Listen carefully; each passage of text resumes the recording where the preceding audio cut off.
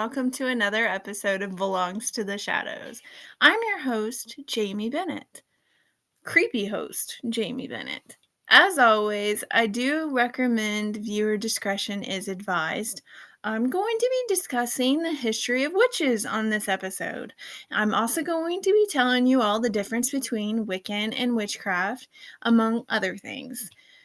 Also, if you stay tuned after the credits, there's a little bonus material for you all, and I hope that you enjoy it. Yeah. So, let's get started, shall we? I wanted to do this episode because I just feel that it's important to cover all religions, and Wiccan is a religion. So, I wanted to cover that topic. I know that it's not a scary topic, it's not a creepy topic, but it does kind of go along with this show. It is a topic that I felt that I wanted to talk about for Belongs to the Shadows. Another reason is because my great aunt Mabel was a witch, and she dealt with herbs, and she would make recipes from herbs to heal rashes, to, heal ailments. She had grimoires with these recipes in it, and so she was considered a witch. A lot of people thought that she was a witch, but they also thought that, she was a healer. And essentially, a lot of witches were healers, and they were accused of being evil and accused of working alongside the devil. And I'm here today to kind of set the story straight. What you see on television and what you read in books is not always true. So I want to educate and give information and kind of set the story straight. I hope that I'm able to do that through this episode. And this is such a huge topic that this episode's not going to cover it all. It's just going to cover a very small amount of witchcraft and witches and the history of witches. So there will be other parts to this episode in the future. So stay tuned for that. And like I said, stay tuned after the credits for a bonus feature. Enjoy this episode. So, I'm going to be talking about the history of witches, and I'm also going to be talking about the Salem witch trials as well as the difference between Wicca and witchcraft. I believe that it's extremely important to include that in this episode because a lot of people think that they are the same thing and they are not, and I'm going to explain the differences between Wicca and witchcraft. So, we're going to begin with the difference between Wicca and witchcraft, like I said, because it's very important that, I include that in this episode because a lot of people do believe them to be the same thing. I'm going to be reading this from the difference between .net miscellaneous / religion miscellaneous / difference between Wicca and witchcraft. So if you want to read more about it, you can find it on that website. So Wicca versus witchcraft.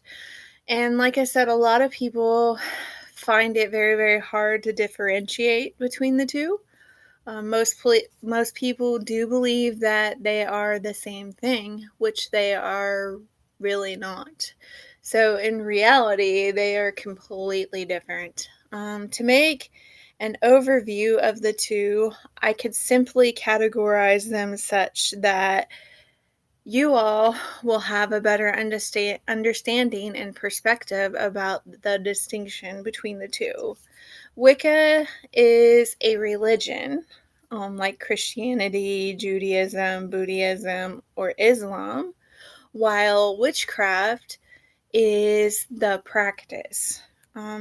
That's something you do like praying or meditating or praising. Wicca is a new religion. It is the spiritual belief that was introduced to the public by a person that goes by the name of Gerald Gardner. The supporters of the religion are therefore called Wiccans, or sometimes they are referred to as witches or crafters. That is also the reason why Wicca and witchcraft have been mistaken to be the same thing. In the early days, they would often relate witchcraft to black magic and curses. People back then believed that witchcraft practices were used to inflict harm to the people of the community or even to their property.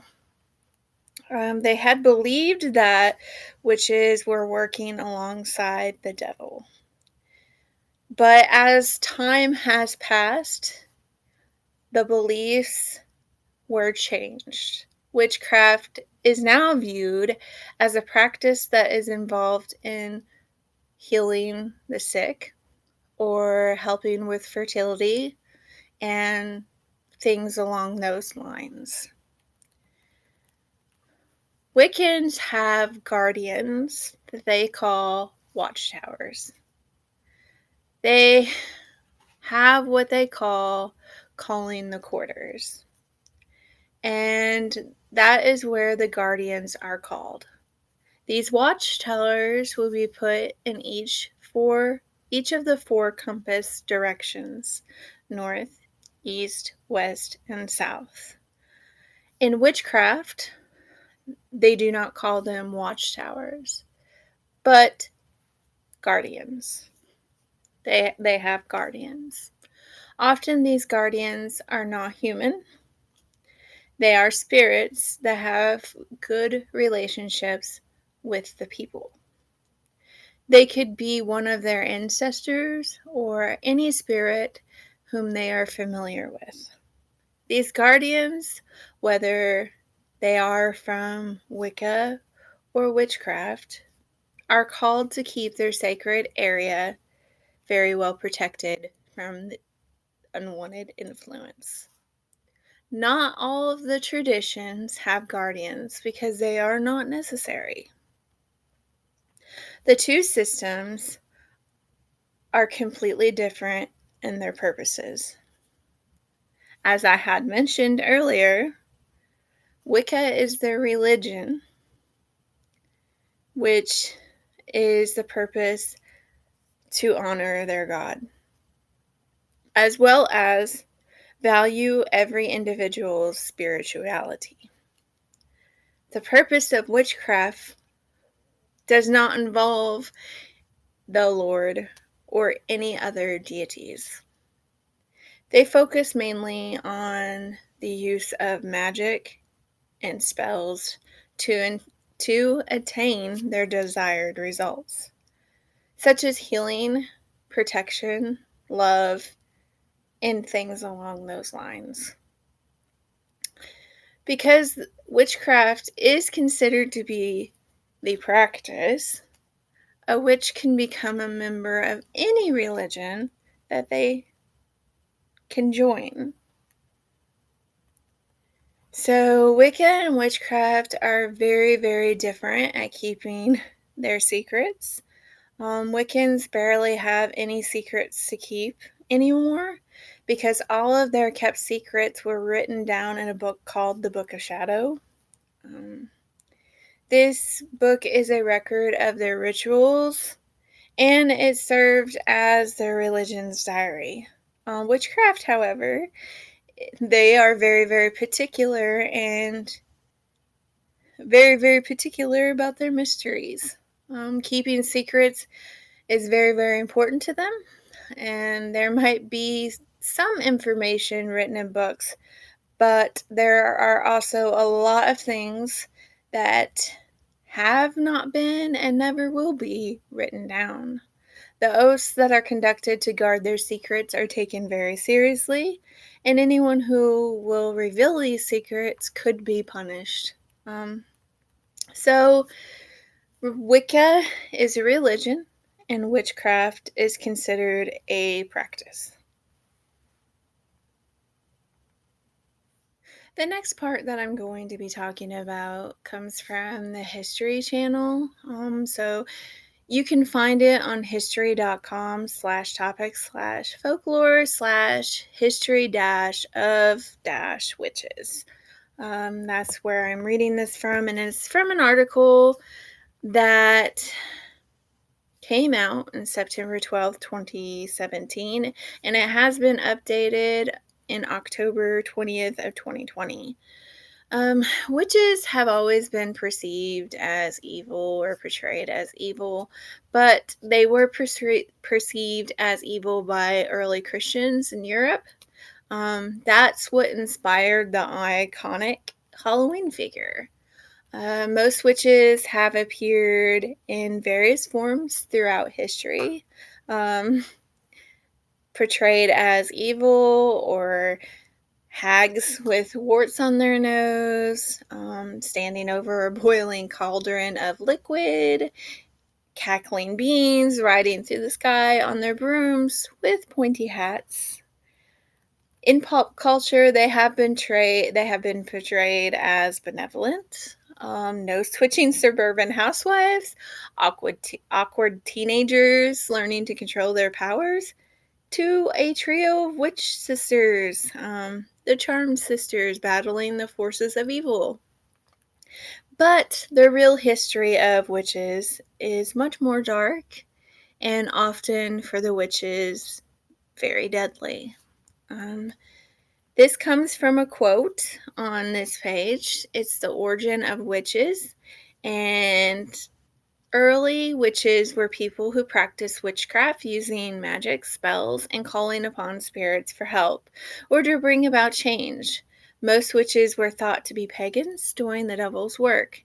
Many, however, were simply natural healers or so-called wise women whose choice of profession was misunderstood. It is unclear exactly of when witches came upon the scene in history, but one of the earliest records of a witch is actually found in the Bible in Book 1 Samuel, thought to be written between 931 BC and 721 BC. It tells the story of when King Saul sought the witch of Endor to summon the dead prophet Samuel's spirit to help him defeat the Philistine army. The witch roused Samuel, who then turned around and prophesied the death of Saul and Saul's sons. And the very next day, according to the Bible, Saul's sons died in battle, and Saul had committed suicide. There are also other verses that condemn witches in the Old Testament, such as the oft-cited Exodus 22:18, which says, and I quote, "Thou shalt not suffer a witch to live." So there are additional biblical passages cautioning against divination, chanting, using witches to contact the dead, so necromancy. And that does come from the History Channel website, like I said. So if you want to read more about it, you can go to that website. And of course, a famous thing in our history, a very important time of our history that mentions witches, and it's a big thing in our history, is, of course, the Salem witch trials. As the witch hysteria had decreased in Europe, it grew in the New World, which was also reeling from the wars between the French and British, and also a smallpox epidemic, and the ongoing fear of attacks from the neighboring Native American tribes. The atmosphere was ripe and tense for finding scapegoats. Probably the best known witch trials, like I said, took place in Salem, Massachusetts in the year of 1692. The Salem witch trials actually had begun with a 9-year-old girl named Elizabeth Parris and an 11-year-old girl named Abigail Williams, who were suffering from fits, body contortions, and uncontrolled screaming, which nowadays they believed that was actually a poisoning from a fungus which caused the spasms and the delusions.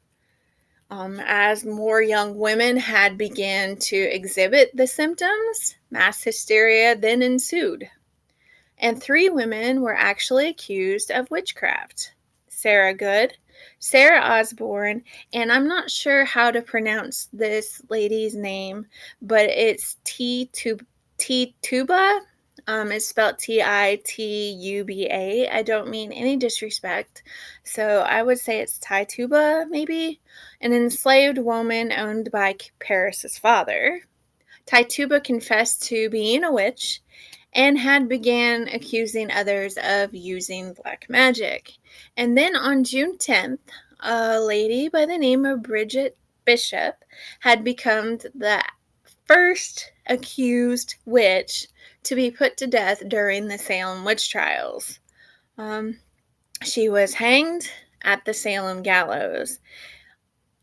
150 people, around 150 people, that's a rather large number, were accused, and of those 150 people, 18 were put to their death. And it wasn't just women who were victims. Surprisingly, there were 6 men who had also been convicted and executed. Massachusetts was not the first of the 13 colonies to be obsessed with witches. In Windsor, Connecticut in 1647, Alcee Young was the first person in America executed for witchcraft. Before Connecticut's final witch trial had taken place in 1697. 46 people were accused of witchcraft, and of the 46 people that were accused of witchcraft in that state, 11 of them were put to death for the crime. That's insane. That is completely insane. I'd hate to think of, if they were holding the Salem witch trials, or if they were holding witch trials of nowadays. Can you imagine how many people would be accused of being a witch just for health ailments, or, having allergies from their environment? That's completely insane. It all started with 2 little girls. That makes me extremely sad. In Virginia, people were less frantic about witches.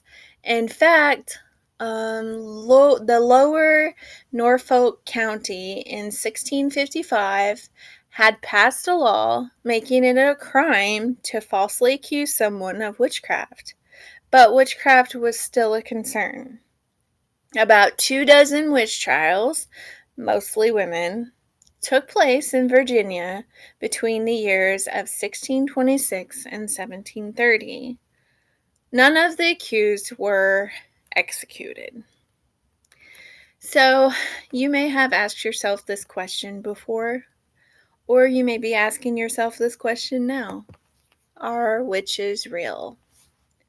One of the most famous witches in Virginia's history is a person by the name of Grace Sherwood. Her neighbors alleged that she killed their pigs and hexed their cotton. Other accusations followed, and Sherwood was brought to trial in 1706. The court had decided to use a controversial water test to determine the guilt or the innocence. Sherwood's arms and legs were then bound, and she was thrown into a body of water. It was thought that if she sank, she of course was innocent. And if she had floated, she had to be guilty. Shoreward didn't sink, so she then was convicted of being a witch. She wasn't killed, however, but put in prison for 8 years.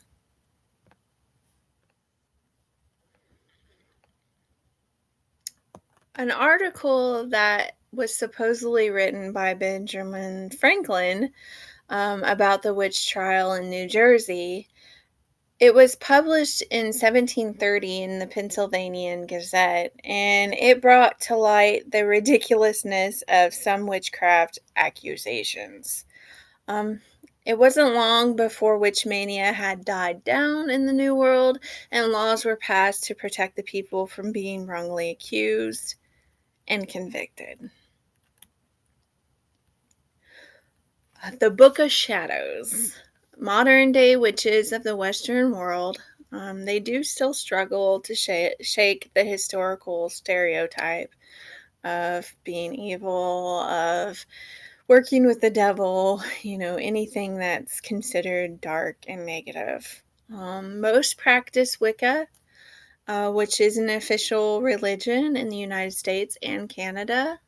Um, Wiccans do avoid evil and the appearance of evil at all costs because of the stereotype that has been put and placed upon them.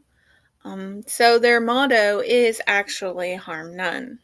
And they do strive to live a peaceful, tolerant, and well balanced life that is in tune with nature and humanity. Many modern day witches still do perform witchcraft, but there is seldom anything sinister about it. Like I said, nothing evil about it. They try to avoid that at all costs. Their spells and incantations are often derived from the Book of Shadows, which was a 20th century collection, or which is a 20th century collection of wisdom and witchcraft. And it can be compared to the act of prayer in other religions. Modern day witchcraft potion, any potion that's made in modern day witchcraft is more than likely going to be an herbal remedy for like a rash or the flu, instead of a hex to harm someone. Today's witchcraft spells are usually used to stop someone from doing harm or evil or harming themselves. And ironically, why it's probable that some historical witches used witchcraft for evil purposes, many have embraced it for healing and protection against the immorality that they were actually accused of. Witches, whether they are actual or accused, still faced persecution and death. Several men and women that were suspected of using witchcraft have been beaten and killed in Papua New Guinea since 2010. That's recent. That's really, really scary when you think about that, and it's very, very upsetting when you think about that. And it includes a young mother who was burned alive. Similar episodes of violence against people accused of being witches have occurred in Africa, South America, the Middle East, and in immigrant communities in Europe and the United States. If it sounds like I'm about ready to cry, it's really upsetting. Very, very upsetting to read something like that happening. So at the beginning of this, I told you about my Aunt Mabel, and I do want to take this time in this episode to tell you how important my Aunt Mabel was and is to me. I didn't get to know her for very, very long in my life. I was a kid when I hung out with her, but she believed in herbal remedies. She believed in making, I guess you would call them potions, but she would make recipes for like herbal remedies, and she would keep, her recipe books for herbal remedies in her shed. And when she had passed away, mysteriously her shed had burned down, and with it, all of her recipe books for herbal cures and herbal remedies. That's really, really sad. Um, it's in my belief system that, I'm what I guess you would call a Christian witch. I believe in God, but I also believe in Mother Nature. I believe in being in tune with the earth. I have a lot of respect for the earth. I have respect for all living beings, whether it be a butterfly, to a human being, to a tree. I believe all living things need to be respected.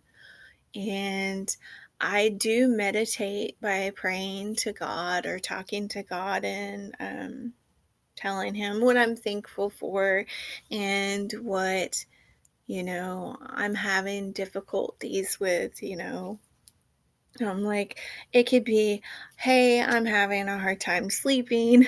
Um, can you help calm my nerves so that I can sleep better? I do meditate by talking to God, but I also meditate by being in nature.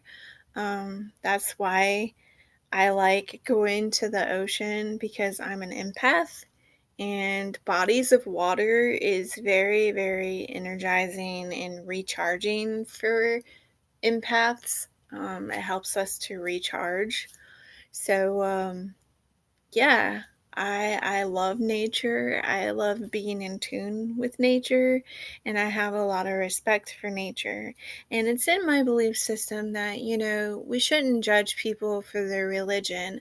I always have it in my mind that as long as they're not harming themselves and they're not harming anyone else, then what does it matter what they believe in? It's their belief system. They're not forcing it upon you, and they're not forcing you to believe the way that they believe.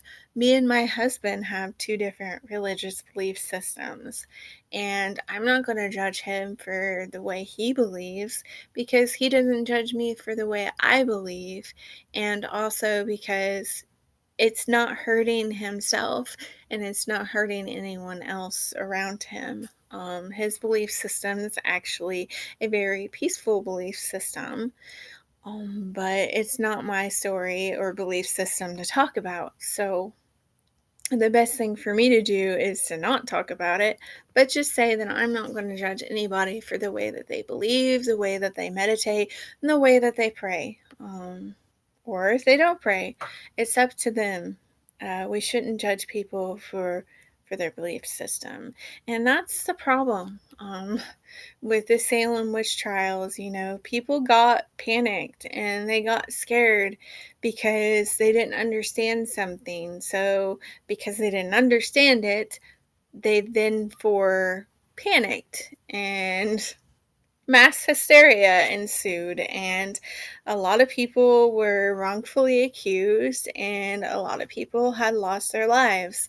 Modern witches still face, judgment. They face harsh judgment. I have had judgment placed on me before. I've had people to tell me, why do you believe that way? That's evil. Why do you have, Wiccan books on your bookshelf? There is nothing negative in any of those books, and quite personally, it's my business. But I like herbology. I like learning about the different medicinal properties to plants.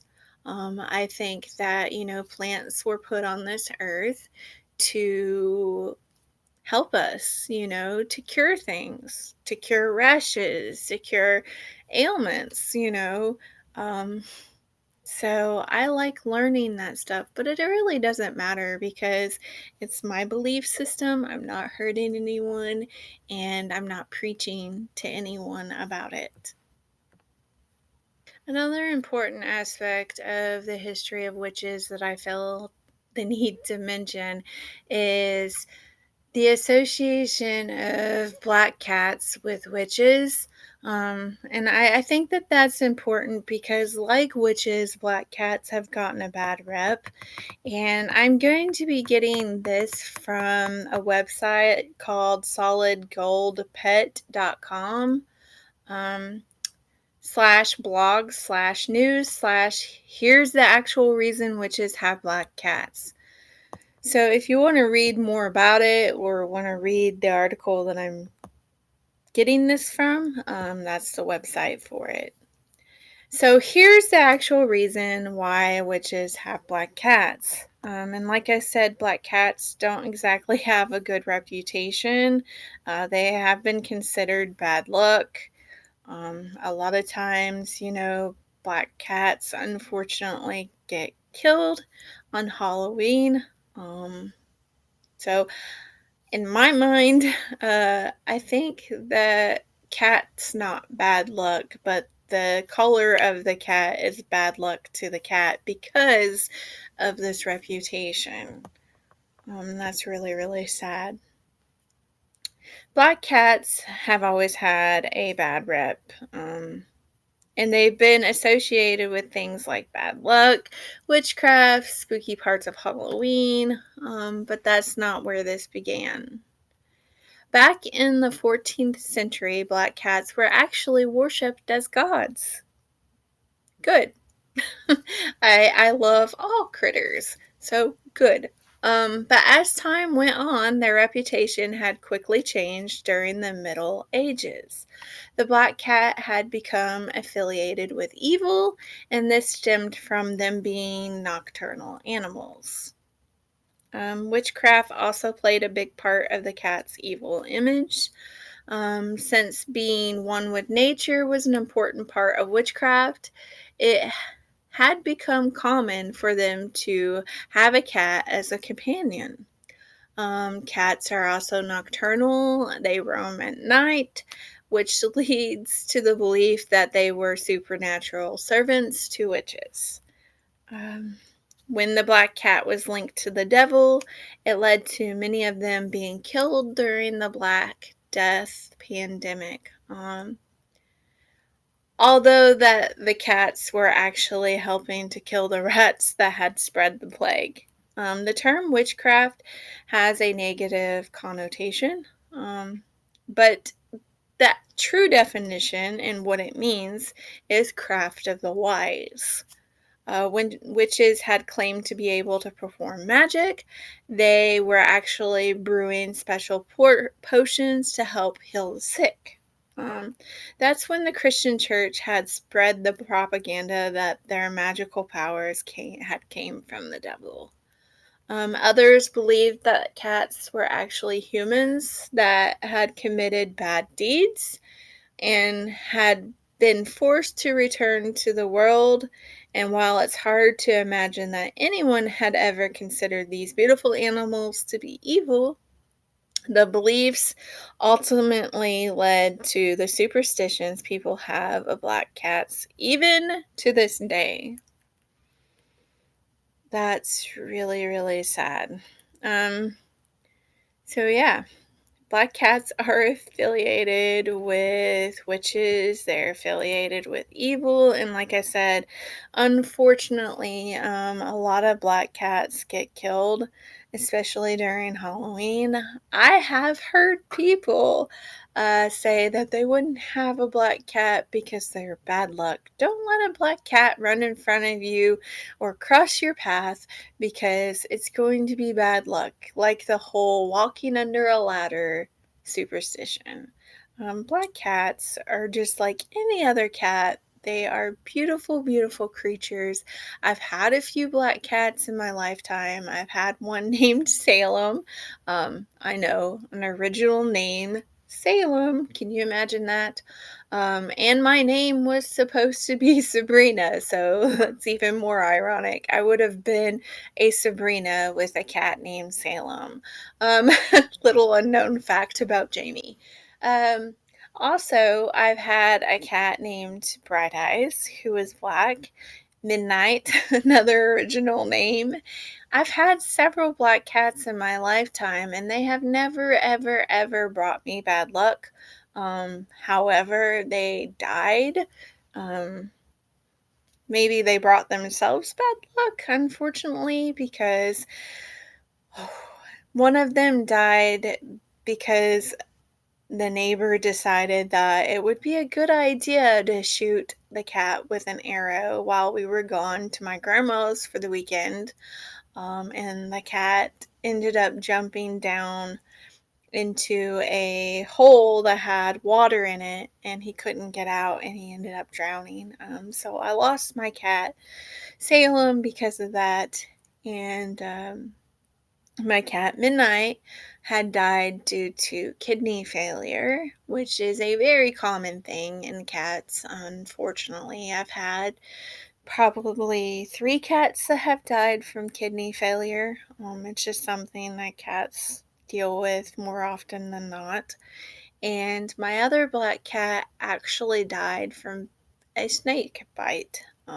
He had ran off and we couldn't find him, and then I ended up seeing him dead on the road when I was coming home from school, and my mom and dad went and got him, and they had said that he was bit by a snake.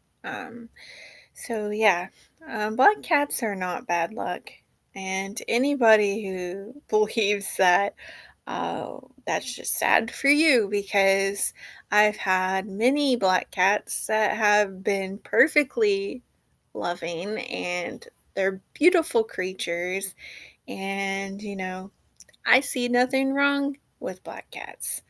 I also have a raven, oddly enough, named Mordecai. Any of my friends who are watching this right now are probably giggling because I have talked about Mordecai before. I love that bird. He's a free range raven, and I happened to name him Mordecai because he kept hanging around outside our house. And I'm like, if you're going to keep hanging around like this and doing deeds for me, then I'm going to have to give you a name. So his name is Mordecai, and he has got a partner named Morgan. And they hang around our house quite often. Um, Mordecai is pretty awesome. He's a very, very smart bird, and I just absolutely love that bird. If anything happened to him, I would be heartbroken. But he got my dog's frisbee off the roof, and so I love that bird. So yeah, you know, not everything you hear in stories or books or everything you watch on TV is true. Before you place judgment on someone for their belief system, you should probably research it. You should probably look it up, and you should see what it's all about before you place judgment on them. That would be the best thing. And then, if you've done your research and it's not a religion for you and you don't agree with it, don't be mean about it. Don't ridicule someone for believing what they believe. If someone's a Wicca, who cares? As long as they're not hurting you or anyone else, who cares? It's their belief system and their business. People will do different things and they have different beliefs to help them. That's what they believe in, or that's what they've researched and decided that was the religion for them, or that's the kind of religion that they grew up in. I grew up in a Christian home. So, yeah, I believe in God.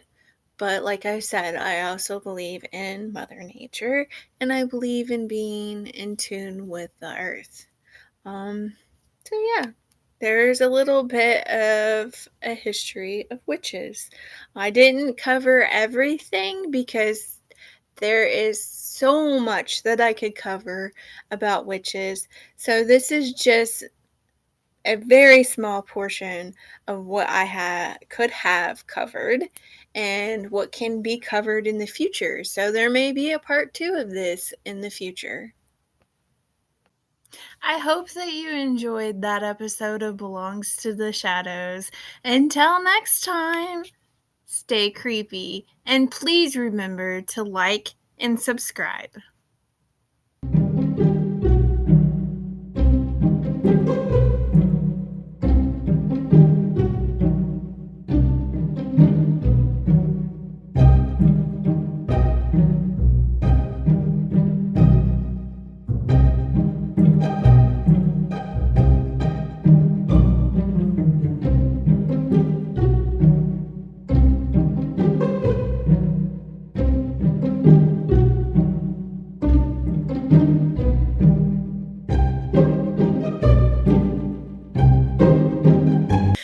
Hello and welcome to Star Raven Radio for the very first installment of the Ghost Files.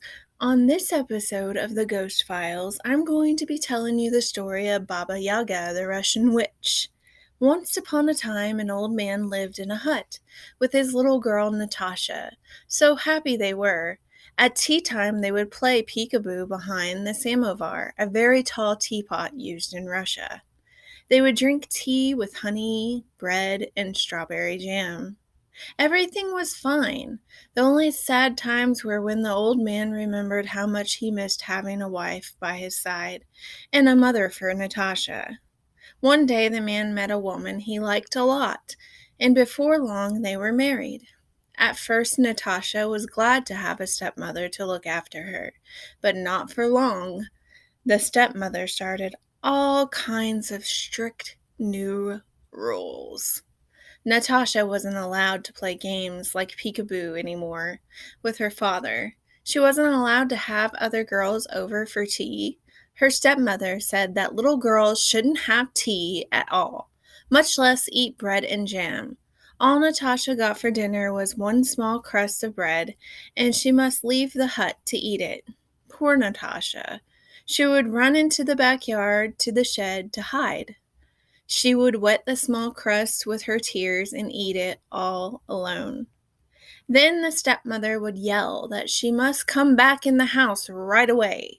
The dishes from dinner needed washing, and the floor must be swept clean till it shone. Yet something else was worse than all of this. Each night the stepmother sat with Natasha's father and told him that everything that went wrong in the house was his daughter's fault. Sadly, the old man believed his new wife. One day the stepmother decided she could not stand the sight of Natasha one more day.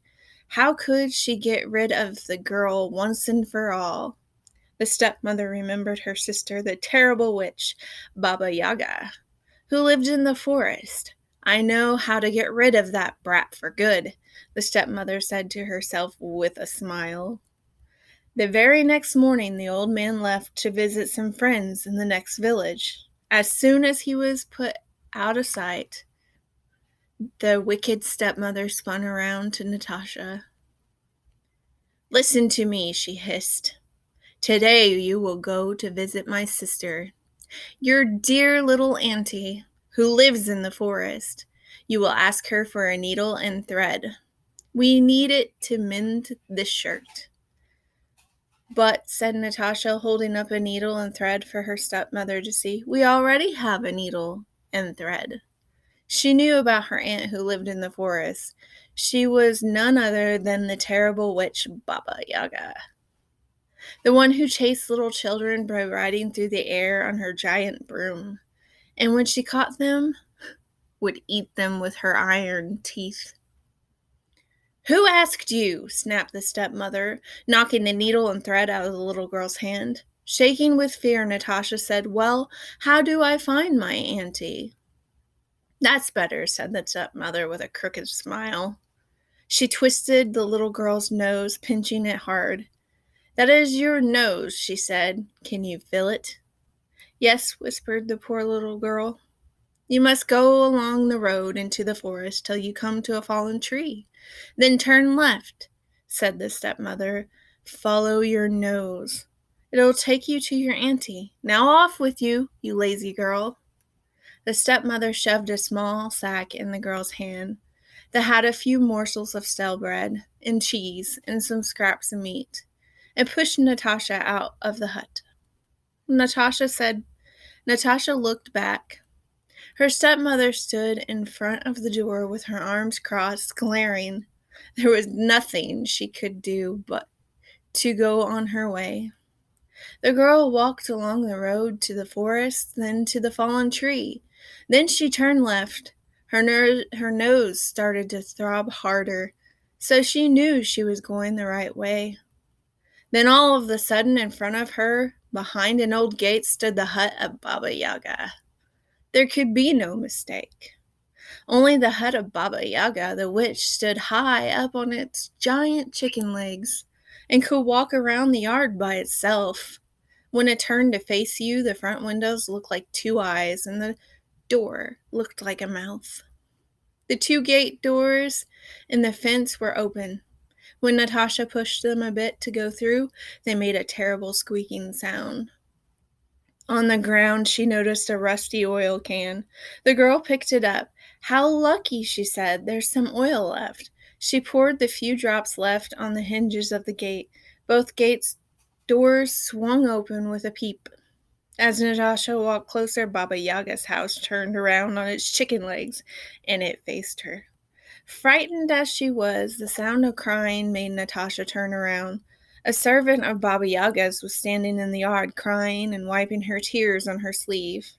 "How lucky," Natasha said, "that I have a handkerchief." She untied her handkerchief, shook it clean, and carefully put the scrap of food in her pockets. She gave the cloth to Baba Yaga's servant, who wiped her tears with it and smiled. In front of the door to the hut was a huge, thin dog chewing on an old bone. "How lucky," said the little girl, "that I have some bread and meat." Reaching into her pocket for her scraps of bread and meat, Natasha said to the dog, "I'm afraid it's a rather stale, but it's better than nothing." At once the dog gobbled it up and licked his lips. Natasha finally reached the door to the hut. Trembling, she knocked. "Come in," squeaked the wicked voice of Baba Yaga. The little girl stepped in. There sat Baba Yaga the witch, weaving at a loom. She had scraggly white hair, a very long nose, and when she smiled, showed a mouth full of iron teeth. The witch was skinny and bony. "Good day to you, Auntie," said Natasha, trying to sound not afraid. "Good day to you, niece," said Baba Yaga. "My stepmother has sent me to you to ask for a needle and thread to mend a shirt." "Has she now?" smiled Baba Yaga, flashing her iron teeth. For she knew how much her sister hated Natasha, her stepdaughter. "You sit down here at my loom and continue to weave," said Baba Yaga. "I will go and fetch you that needle and thread." So the little girl sat down at the loom and began to weave. Baba Yaga whispered to her servant girl, "Listen to me. Go to the bathhouse, start up the fire for the bath water. It must be very hot." "Yes," said the servant girl, and she left to do her task. "A delicious meal I will make of the child," laughed Baba Yaga. The servant came into the room where Natasha was weaving to fetch the jug to take water to the bathhouse. Natasha said to her, "I beg you please be slow in making the fire and heating up the water. I need time to think of a plan." The servant girl said nothing, but she took a very long time in getting the bath water ready.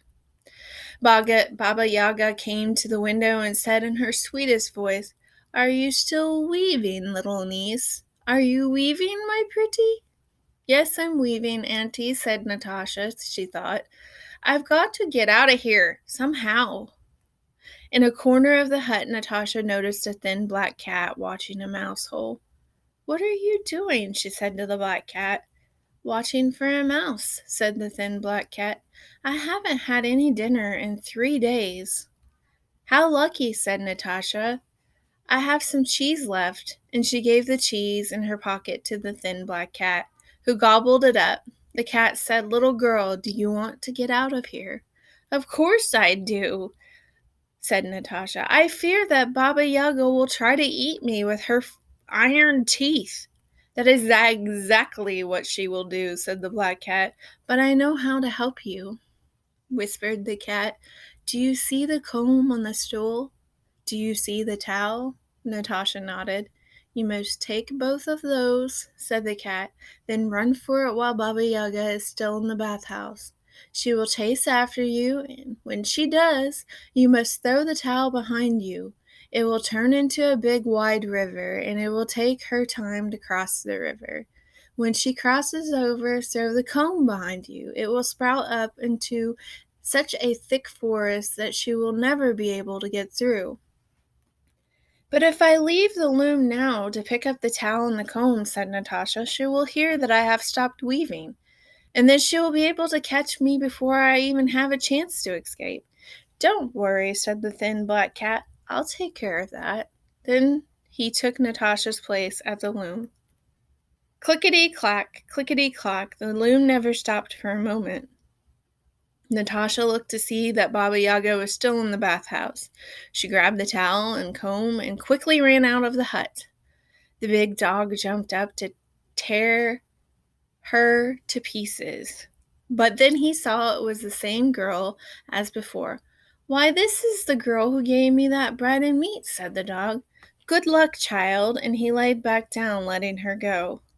When Natasha came to the gate doors, they opened quietly without making any noise because of the oil she had poured into its hinges. Then, how did she run? Meanwhile, the thin black cat sat at the loom. Clickety-clack, clickety-clack went the loom. Baba Yaga came to the window. "Are you weaving, little niece?" she asked in a high-pitched voice. "Are you weaving, my pretty?" "I'm weaving, Auntie," said the thin black cat, while the loom went clickety-clack, clickety-clack. "That is not the voice of my dinner," said Baba Yaga. She ran into the hut. At the loom was no little girl, but only the thin black cat. "Grrr," said Baba Yaga. She jumped at the cat. "Why didn't you scratch out the little girl's eyes?" The thin black cat replied, "In all the years that I have served you, you have given me only water, and made me hunt for my dinner. That little girl gave me real cheese." "Grrr!" Baba Yaga grabbed the cat and shook it hard.